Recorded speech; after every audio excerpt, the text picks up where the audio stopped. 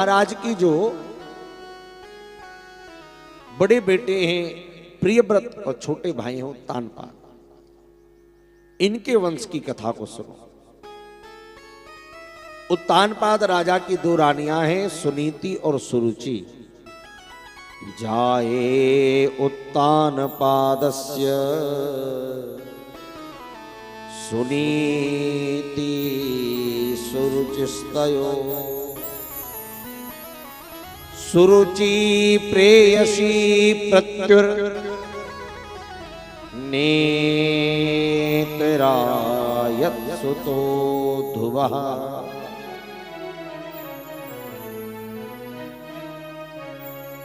महाराज उत्तानपाद दो रानियों से एक एक संतान है। सुनीति का बेटा है ध्रुव और सुरुचि का बेटा है उत्तम। उत्तानपाद कौन है?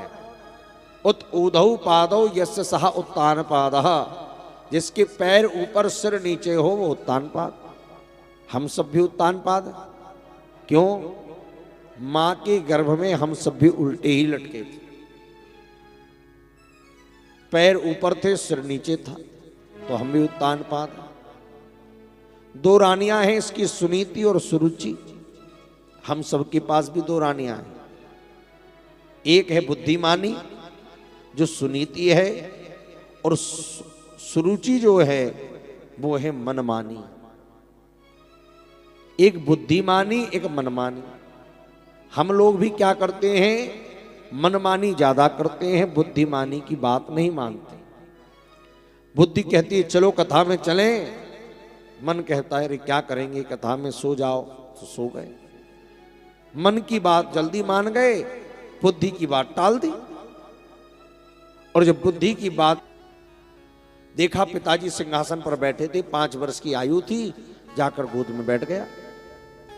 इसकी विमाता सुरुचि ने देखा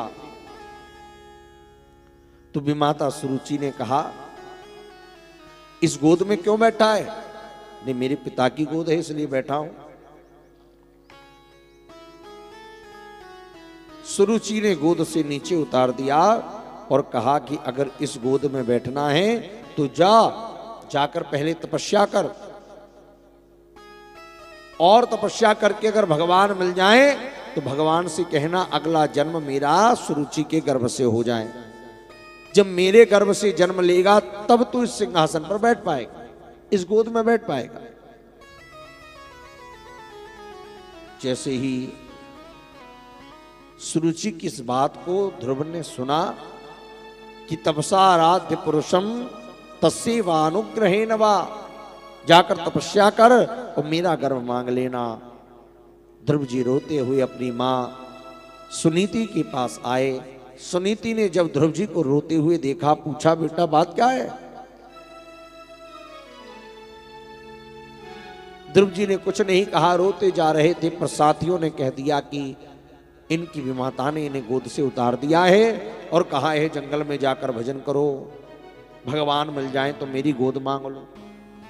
सुनीति ने नीति की बात कही, बेटा तेरी मां ने कुछ गलत नहीं कहा, उसने सही कहा है। अरे ये पांच भौतिक देह तो आज है कल नहीं रहेगी, पर अगर तुझे गोद में ही बैठना है तो जगत पिता की गोद में बैठ जा, वहां से तुझे कोई उतारने वाला नहीं है। मां भगवान कहां मिलेंगे? बोले बेटा ये प्रश्न ही गलत है, भगवान कहां मिलेंगे? तू तो ये पूछ भगवान कहां नहीं है, हर जगह भगवान है। ईशावास्यमिदं सर्वम यत् किंचित्।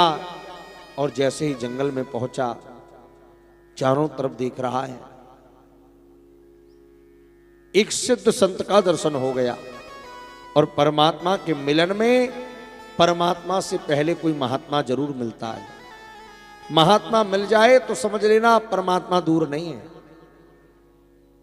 लेकिन महात्मा भी बिना परमात्मा की कृपा के नहीं मिल सकता। बिनु हरि कृपा मिले ही नहीं संता, बिना हरि की कृपा के संत भी नहीं मिलते। आज देवर्षि नारद मिल गए। नारद जी ने पूछा बेटा इस जंगल में क्या कर रहे हो? ध्रुव जी ने पूछा महाराज जी बताओ भगवान कहाँ मिलेंगे? नारद जी बोले भैया तू जरा सा बालक भगवान की पता पूछता है। अरे बेटा ये जंगल में बड़े बड़े जहरीले जीव रहते हैं, भाग जा यहां से। बोले महाराज बस ये बताओ भगवान कहाँ मिलेंगे? नारद जी बोले वाह भैया, अहो तेजः क्षत्रियाणाम मान भंग ममिष्यताम। जरा सा क्षत्रियों का इतना सा बालक और इतना तेज कि जरा किसी ने कुछ कह दिया घर बार छोड़कर आ गया। हाथ पकड़ा, यमुना के तट पर ले गए, मधुवन में स्नान करवाया, गले में कंठी डाल करके और कान में श्री नारद जी महाराज ने 12 अक्षरी मंत्र की दीक्षा दी। ओम नमो भगवते वासुदेवाय। इस मंत्र की दीक्षा नारद जी ने दे दी। बेटा इसका जप करना तुझे भगवत प्राप्ति होगी। पूरी लगन पूरी निष्ठा के साथ ध्रुव जी ने भजन किया। 1 महीने तक तो महाराज 3 दिन तक निराहार रहकर भजन किया। तीसरे दिन कुछ फल फूल खा लेते हैं। दूसरे महीने में महाराज द्वितीयम चाथा मासम षष्ठेर षष्ठेर भकहा 6 दिन तक कुछ नहीं खाते। 6 दिन के बाद तृण पर्णादि भी सूखे पत्ते खा करके भजन किया। तीसरा महीना लगा तो महाराज द्वादशे नवमे हनि अभक्षः सिर्फ यमुना का जल पी करके रहे। चौथे महीने में जल पीना भी बंद किया। और चतुर्भमिमे मासम द्वादशे हनि 12 दिनों में एक बार सिर्फ श्वास का पान किया, वायु का पान किया। 5वें महीने में वायु लेना भी छोड़ दिया। और जब वायु लेना भी छोड़ दिया संपूर्ण जगत का श्वास रुक गया। देवता घबराए, भगवान से बोले नेवम विदामो भगवान प्राणरोधम, हमारे प्राण खिंच रहे हैं प्रभु। भगवान बोले चिंता मत करो, ये मेरा भक्त है जिसका नाम है ध्रुव और वो इस समय भजन कर रहा है, उसी के प्रताप से ये सब हो रहा है। अब तो भगवान श्री हरि ध्रुव जी के पास प्रकट हुए हैं। मात्र 6 महीने में। लोग कहते भगवान के भजन करने की आयु क्या है? क्या बुढ़ापे में भजन करेंगे? भैया बुढ़ापे के चक्कर में मत बैठे रहो। बुढ़ापे में भजन करेंगे, बुढ़ापे में भजन करेंगे, क्या पता है बुढ़ापा आएगा भी कि नहीं। क्या पता बुढ़ापे में आंखों से दिखेगा कि नहीं, कानों से सुनाई देगा कि नहीं, हाथ से माला फिरेगी कि नहीं मरेगी, कानों से कथा सुन पाएंगे कि नहीं सुन पाएंगे। नाक से बहेगा नाला, लाठी से पड़ेगा पाला, पड़े पड़े थूकते रहोगे पीक दानी में। शक्ति ना रहेगी तो भक्ति क्या करोगे? भगवान का भजन करो मस्त जवानी। जितना भजन बचपन से हो सकता है वो बुढ़ापे में होने वाला नहीं है। ध्रुव जी ने, प्रहलाद ने, इन सब ने बचपन में भगवत प्राप्ति कर ली। 6 माह में ठाकुर जी का दर्शन ध्रुव जी को हुआ। जैसे ही भगवान के दिव्य छटा को देखा सोचने लगे, सबसे पूछ तो लिया कि भगवान कहाँ मिलेंगे, पर ये नहीं पूछा कि भगवान मिल जाएंगे तो क्या करना है। अब सामने भगवान खड़े हैं, मुझे तो कुछ आता नहीं। भगवान ने अपना 5 जन शंख जैसे ही ध्रुव जी के कपोल से लगाया, स्पर्श बालम कृपया कपोले, स्पर्श होते ही मानो वेद वेदांत कंठस्थ हो गए। मूकम करोति वाचालम पंगुम लंघयते गिरिम यत् कृपात महम वंदे परमानंद माधवम।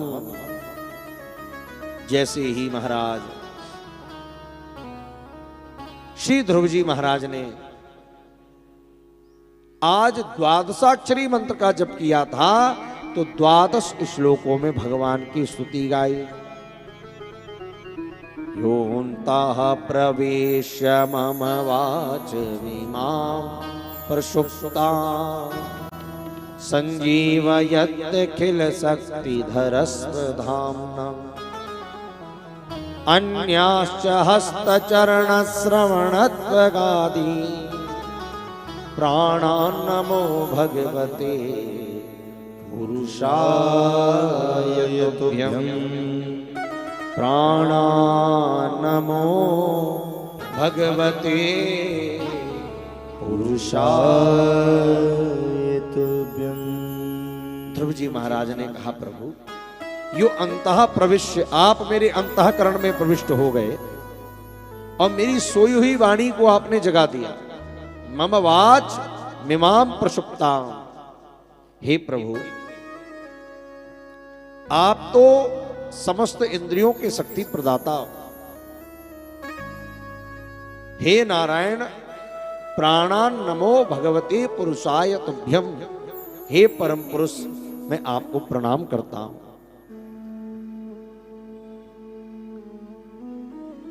श्री ध्रुव जी की स्तुति को सुनकर के भगवान प्रसन्न हो गए और भगवान ने प्रसन्न होकर ध्रुव जी को गोद में बिठाया।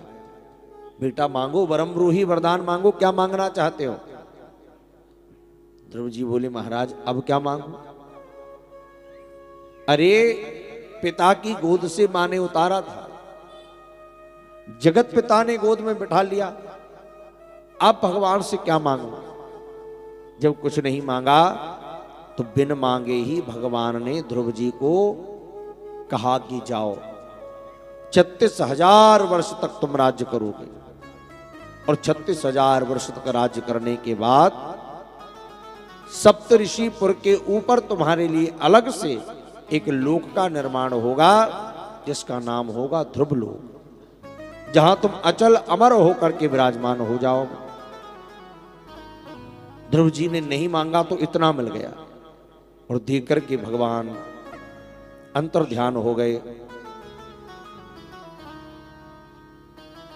सुखदेव जी कहते, परीक्षित 6 महीने में भगवत प्राप्ति करके 5 वर्ष का बालक ध्रुव जब वापस आया, जिस विमाता ने गोद से उतारा था वो सुरुचि सबसे आगे खड़ी है। ये संसार ऐसा ही है, विमुख हो जाएं भगवान तो सब विमुख हो जाते हैं और भगवान कृपालु हो जाएं तो सब कृपालु बन जाते हैं।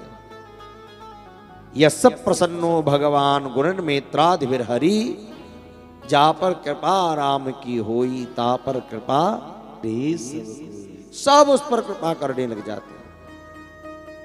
पिता ने भी अभिनंदन किया, राजपाट सब उत्तानपाद ने ध्रुव को सौंप दिया और ध्रुव जी महाराज को सौंप करके उत्तानपाद भजन करने जंगल में चले कि बेटे ने 5 वर्ष की आयु में भगवत प्राप्ति कर ली, अपन 55 के हो गए। जंगल में चले गए महाराज उत्तानपाद। ध्रुव जी ने 36,000 वर्ष तक राज्य किया और 36,000 वर्ष तक राज्य करने के बाद जब मृत्यु आई, सामने खड़ी है, पर मृत्यु के देवता ने कहा कि महाराज ये मृत्यु लोक है, मुझे बिना स्पर्श किए तो कोई जा नहीं सकता और मेरी सामर्थ्य नहीं कि मैं आपको स्पर्श कर सकूं।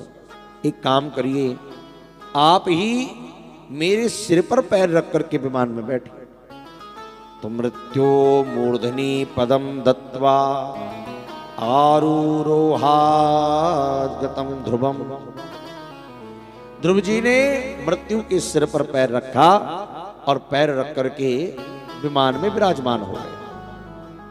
विमान में विराजमान होकर के जब चलने लगे तो सोचा कि मेरी माताएं तो रह गई।